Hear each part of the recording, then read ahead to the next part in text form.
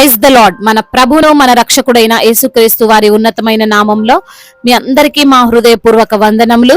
ఈ రోజు దేవుని వాక్యము, శ్రమయు వేదనయు నన్ను పట్టి ఉన్నవి, అయినను నీ ఆజ్ఞలు నాకు సంతోషము కలగజేయుచున్నవి. కీర్తనల గ్రంథము 119వ కీర్తన 143వ చరణం. Troubles and distress have come upon me, but your commands give me delight. Psalms chapter 119 verse 143. ఈ రోజు నిమిత్తము కృపా సత్య సంపూర్ణుడైనటువంటి దేవుడు మనకు అనుగ్రహించిన వాక్య భాగమును బట్టి ధ్యానించుకుందాము. ప్రభునందు ప్రియమైన సహోదరి సహోదరులారా, కీర్తనకారుడు అంటున్నాడు, నాకు శ్రమ వేదన ఉన్నప్పటికీ నేను దేవుని మాటలను బట్టి ఆయన లేఖనములను బట్టి సంతోషిస్తాను. అనగా దేవుడు తన యొక్క వాక్యము ద్వారా మనకు నెమ్మదిని కలగజేయగలడు. ఆయన మాటలు మనకు మరల ఆశను ఇవ్వగలవు. ఈ రోజున ఈ యొక్క మాటలు వింటున్న నీవు శ్రమలో ఉన్నావేమో, నీకు వేదన కలుగుతుందేమో, వాటిని బట్టి కృంగిపోతూ భయపడుతూ కలవరపడుతున్న స్థితిలో నీవు ఉన్నావేమో, సంతోషం అనేదే కరువైపోయి దుఃఖముతోనే జీవిస్తున్నావేమో, అయితే నీవు ఆయన వైపు ఈ సమయంలో తప్పక తిరగాలి. దేవుడున్నాడు, ఆయన నన్ను ఆదుకుంటాడు అని విశ్వాసముతో దేవుని సన్నిధిలో గడపాలి.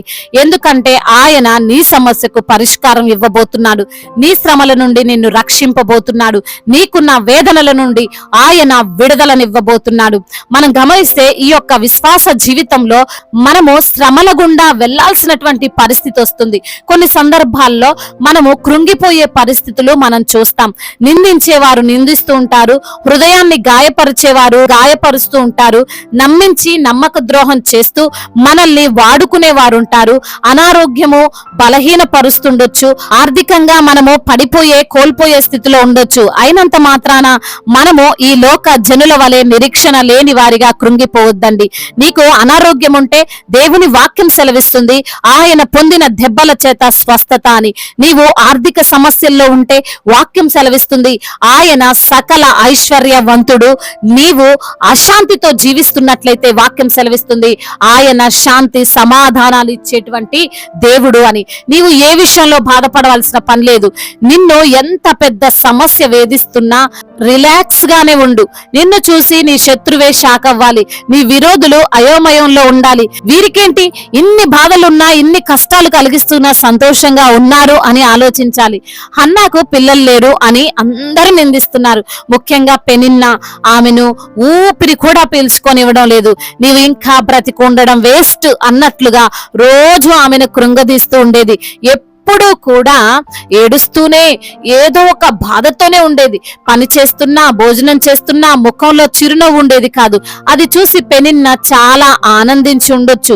అంతే కదండి, మనము అంటే పడని వారు మనము దుఃఖంలో ఉంటే వారు పండగ చేసుకుంటారు, లోపల తెగ ఆనందిస్తారు. కానీ ఒక రోజు హన్న ఇంటికి వచ్చింది, ఎంతో సంతోషంగా ఉంది, అందరినీ పలకరిస్తుంది. చిరునవ్వు తన యొక్క ముఖము మీద నుండి తొలగిపోవడం లేదు. ఏమైంది అంటే దేవుని సన్నిధిలో దైవజనుడైనటువంటి ఏలీ ద్వారా మాటను తీసుకుంది. దేవుడు తప్పక నీ యొక్క మొరను వింటాడు, నీకు సంతానం ఇస్తాడు అనే మాటను ఆమె స్వీకరించింది. అప్పటి నుండి దుఃఖముఖము మానెను అని వాక్య భాగంలో వ్రాయబడి ఉంది. చూసారా, దేవుని మాట ఆమెలో ఆనందాన్ని ఇచ్చింది. ఇంకా గర్భవతి కాలేదు, ఇంకా సమూయేలును కనలేదు, అయినా జస్ట్ మాట చేత ఆమె సంతోషంగా జీవించడం మొదలు పెట్టింది. ఆమె ఆనందం చూసి పెనిన్న పరిస్థితి ఎలా ఉంటుందో కదా, రోజంతా కడుపు మంటతోనే ఉండుండొచ్చు. ఈ రోజున నిన్ను పట్టి ఉన్నది ఏదైనా సరే దానిని బట్టి నువ్వు బాధపడొద్దు అని వాక్యం సెలవిస్తుంది. అది నిన్ను విడిచిపెట్టదు అని నువ్వు అనుకోవద్దు. షర్ట్ అంతా మురికి పట్టిపోతే క్లీన్ చేయడానికి సర్ఫులు ఎలా ఉన్నాయో, మనల్ని పట్టినటువంటి వేదనలకు అనారోగ్యాలకు శోధనలకు కూడా దేవుని యొక్క మాట అలానే ఉంది. అందుకే భక్తుడు అంటాడు, నీ వాక్యము నన్ను బ్రతికిస్తుంది, బాధలలో నెమ్మదినిస్తుంది అని. అవునండి, దేవుని వాక్యము నిన్ను బ్రతికించగలదు. కానీ నీ బాధల్లో, నీ కష్టాల్లో, నీ అనారోగ్యాల్లో నీవు దేవుని వైపు చూడడం లేదు, మనుషుల వైపు చూస్తున్నావు. సంతోషం కోసం టీవీల వైపు చూస్తున్నావు, రిలాక్స్ అని మొబైల్ పట్టుకుంటున్నావు. ఎంతోసేపు ఆనందంగా ఉంచలేవు. దేవుని మాట వైపు, ఆయన ఆజ్ఞల వైపు నీవు తిరగాలి. ఎటువంటి బాధ కూడా అప్పుడు నిన్ను కృంగదీయలేదు. నీ ముఖములో చిరునవ్వు చూసి నీ శత్రువులు ఆశ్చర్యపోవాలి. కాబట్టి దేవుని యొక్క మాటలను స్వీకరించి ఆనందంగా జీవించు. దేవుడు ఈ మాటలను దీవించి మన హృదయములో ఫలింపచేయునుగాక. వాక్య భాగమును బట్టి ప్రార్థించుకుందాము. ప్రతి ఒక్కరు కూడా ప్రార్థనలో ఏకీభవించగలరు. ప్రార్థన. మహాశక్తి సంపన్నుడా, మహోన్నతుడా, కృపా కనికరములు కలిగిన దేవా, జీవాధిపతి, మీకు స్తోత్రాలయ్యా. అవును ప్రభా, మాకున్న శ్రమలు, మాకున్న వేదనలు అవి మమ్మల్ని పట్టి పీడించినప్పటికీ నీ యొక్క వాక్యము మాకు సంతోషమును కలిగిస్తుందని తండ్రి లేఖనము ద్వారా జ్ఞాపకం చేశారు ప్రభా. హన్నా జీవితంలో ఎన్నో శోధనలు ఎదుర్కొంది, ఎన్నో అవమానాలు పడింది. కానీ ప్రభా, ఒక రోజును ఆమె దుఃఖము కొట్టివేసి ఆమెకు సంతోషాన్ని మీరు అనుగ్రహించారని అయ్యా ఈ రోజున లేఖనము ద్వారా మాతో మాట్లాడారు. అవును ప్రభా, అయ్యా మీ యొక్క వాక్యమును మేము నమ్మితే, మీ యొక్క మాటను మేము నమ్మి రిసీవ్ చేసుకుంటే మేము బ్రతుకుతామయ్యా. మా బ్రతుకులో నెమ్మదినిచ్చేది నీ వాక్యమే, మా బాధల్లో నెమ్మది కలిగించేది మీ వాక్యమే. అయ్యా మేము కృంగిపోతుంటే లేవనెత్తేది మీ వాక్యమేనని తండ్రి జ్ఞాపకం చేసి ప్రభా మమ్మల్ని ధైర్యపరిచారయ్యా, ఆదరించారు ప్రభా, ప్రోత్సహించారు ప్రభా. అందును బట్టి మీకు స్తోత్రాలు ప్రభా. ఎందరైతే బిడ్డలు అయ్యా ఈ రోజున వాక్యమును విని ప్రార్థనలో ఏకీభవిస్తున్నారో ప్రతి బిడ్డను మీరు పేరున దీవించండి అయ్యా, ఆశీర్వదించండి తండ్రి, బలపరచండి అయ్యా. మీ కృప చేత వారిని నింపండి నా ప్రభా. మీ వాత్సల్యము వారికి దయచేయమని వేడుకుంటున్నాము తండ్రి. అయ్యా మరి తండ్రి, అదే విధంగా నా తండ్రి అనారోగ్యముతో బాధపడుతూ మంచాన పడి ఉన్న ప్రతి బిడ్డను మీరు లేవనెత్తండి అయ్యా. వారికి ఉన్న రోగము, వారికి ఉన్న బలహీనత, వారికి ఉన్న శారీరక రుగ్మతలన్నిటిని యేసు నామములో కొట్టివేయండి ప్రభా. మీ నామములో శక్తి ఉంది, మీ నామములో బలం ఉందయ్యా, మీ నామములో స్వస్థత ఉంది తండ్రి. నమ్ముచుండగా ప్రతి బిడ్డను మీరు స్వస్థపరచమని వేడుకుంటున్నామయ్యా. ఆర్థిక సమస్యలను కొట్టివేయండి, అప్పుల భారాల నుండి విడుదల దయచేయండి ప్రభా. అప్పు ఇచ్చే బిడ్డలుగా వారిని ఆశీర్వదించండి. కుటుంబ సమస్యలను యేసు నామములో గద్దించండి. భార్య భర్తల మధ్య ప్రేమను విస్తరింపచేయండి అయా. అన్నదమ్ముల మధ్య ఉన్న విభేదాలను తొలగించండి ప్రభా. అదే విధంగా నా తండ్రి ఎందరైతే బిడ్డలు అయా మరి తండ్రి చిన్న బిడ్డలుగా ఉన్నారో వారిని కాచి కాపాడండి. యవన బిడ్డలందరికీ మీరు తోడుగా ఉండండి. యవన వయసులో చెడు వ్యసనాలకు బిడ్డలు బానిసలు కాకుండా ఆ ప్రతి ఒక్క చెడు వ్యసనాల నుండి విడుదల దయచండి. ఆ త్రాగుడు వ్యసనము, ఆ గేమ్స్ ఎడిక్షన్స్ అన్నిటి నుంచి కూడా విడుదల దయచేయమని వేడుకుంటున్నామయ్యా.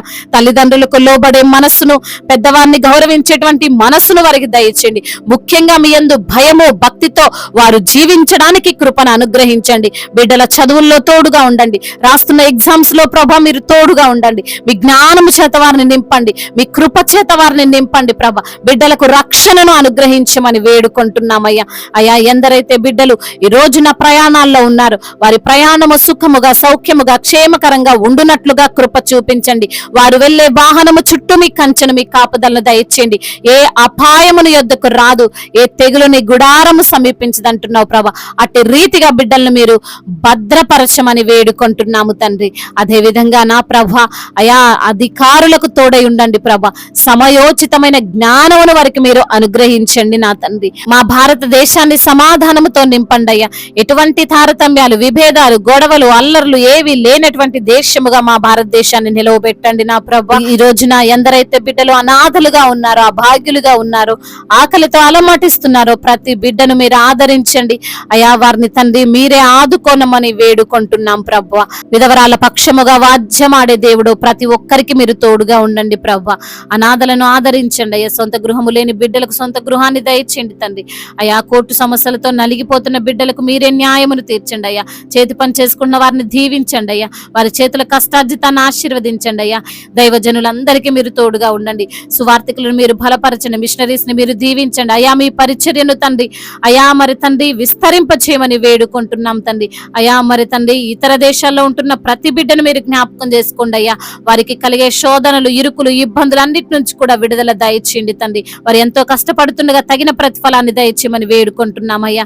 అయ్యా, ఇంకా చెప్పుకోలేనటువంటి బాధతో విరిగి నలిగిన హృదయముతో మీ సన్నిధిలో మొరపెడుతున్న ప్రతి బిడ్డ మొరను మీరు ఆలకించి వారికి సమాధానమును అనుగ్రహించమని బ్రతిమిలాడుకుంటూ అయ్యా, మరి తండ్రి అయ్యా, సంతానము లేక బాధపడుతున్న బిడ్డలను కూడా మీరు జ్ఞాపకం చేసుకొని వారికి సంతానాన్ని దయచేయమని, మానాథుడు, సర్వశక్తిమంతుడు, సజీవుడు, బలవంతుడైన యేసుక్రీస్తు వారి ఉన్నతమైన నామంలో ఈ ప్రార్థనను అడిగి వేడుకొని పొందుకొని ఉన్నాము మా ప్రియ పరలోకపు తండ్రి.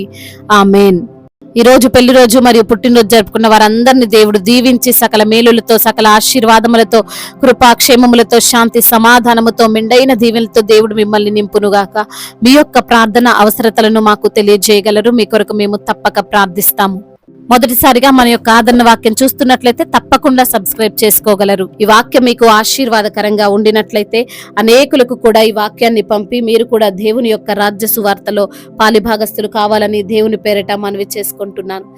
May God bless you all. దేవుడు మిమ్మల్ని దీవించి బలపరిచి స్థిరపరచునుగాక.